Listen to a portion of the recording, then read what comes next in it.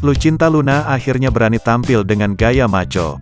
Terlihat cuplikan video di akun Instagram Boy William, Lucinta Luna mengakui nama aslinya adalah Muhammad Fattah. Lucinta Luna dalam video itu juga terlihat dengan jati diri sebagai cowok tulen. Lucinta Luna percaya diri tampil mengenakan hoodie dan rambut pendek. Wanita yang pernah lekat dengan kontroversi itu juga pasrah dalam menjawab pertanyaan Boy William. Terlebih saat Boy William mengingatkan bahwa rahasia besar Lucinta Luna akan diketahui halayak. "Lu dengan begini, satu Indonesia akan tahu lu aslinya siapa," ujar Boy William dikutip pada Selasa, tanggal 26 Oktober tahun 2021. "Gue sebenarnya udah enggak peduli," kata Lucinta Luna dengan wajah datar. Blak-blakan, Lucinta Luna menyebut nama aslinya, Muhammad Fattah.